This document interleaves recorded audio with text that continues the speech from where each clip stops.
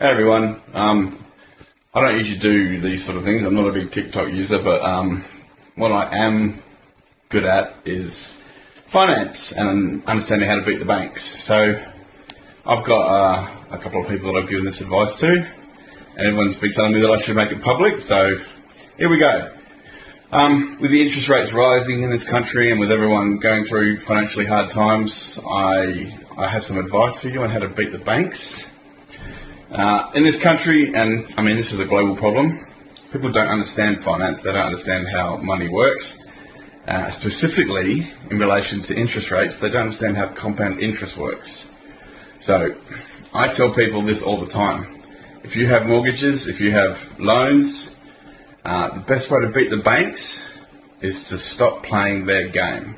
The reason why banks want you to pay mortgage rates monthly is because they rely on a thing called compound interest. And compound interest accrues over the course of that 30 days. You make a payment, say if your mortgage is $1,000, 70% of that is interest, 30% of that is on the capital of the loan. So essentially per month you're paying $700 in interest. Now, how do you beat them? Well, you need to stop the compound interest from accruing. So how do you do that? If you're paying $1,000 a month, pay an extra $30 and pay $1 per day to your bank. Because as I said earlier, compound interest goes up over the course of the month, and then it goes, when you make the payment, it goes bang, down 70%. If you make $1 payment per day, it goes up. First day you make a payment, it goes, oh shit, back down to zero. Make another payment the next day, $1, oh, it goes down to zero. If you do that for 30 days, at the end of that 30 days, that mortgage payment that you make will be 100%, 100, on the capital that you have on that loan. You will pay a big fat zero in interest. Absolutely zero in interest. And you will end up cutting your mortgage from 25 years down to about 5. Now, the trick with this, and it's another reason why the banks and all these people, they want you to be on fixed interest rates. Because if you're on a fixed interest rate, you can't do this strategy. You can't do this because you're locked into a fixed interest rate. The only way that it works is if you do it on a variable rate. Because obviously it drops the interest rate to zero. Day one, pay $1, zero. Day two, zero. Day three, zero, zero, zero, and so on. Till you get to the end of that month when you pay your mortgage repayment, 100% of it goes on to your capital of your loan. So the banks don't make any money, and you pay off your loan in about a fifth of the time. And you can do this with credit cards, you can do this with car loans, anything that has a variable interest rate, you can do it, and you can beat the banks.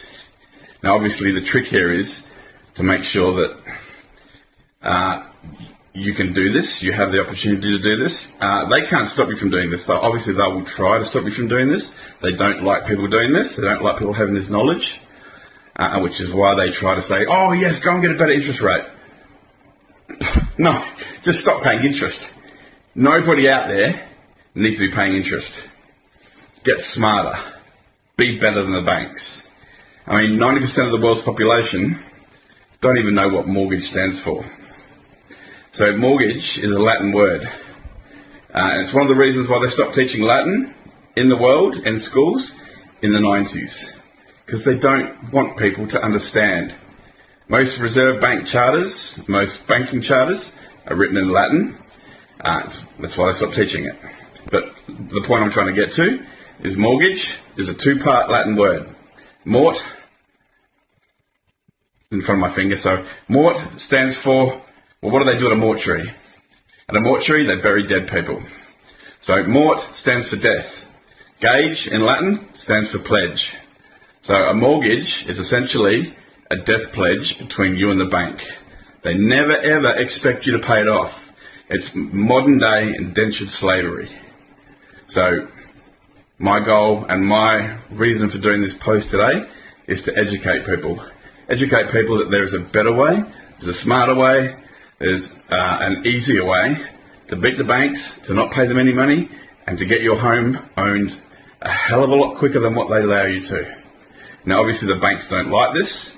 I've tried to say this stuff before, tried to get this knowledge out to the world, and my comments get deleted. I did a post today on a bank, deleted in 15 minutes. It was gone. So the banks don't like this. They don't like this knowledge being out there, and they will try to stop you. They will send you cease and desist letters. They will try to stop you from doing it. But at the end of the day, they can't. If you get a cease and desist letter, once you start doing this $1 a day payment thing to your financial institution, ignore it. Scrap it up, put it in the bin.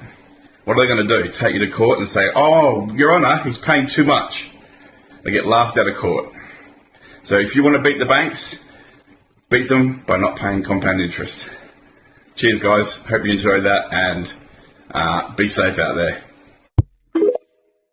Always do your own research. And the best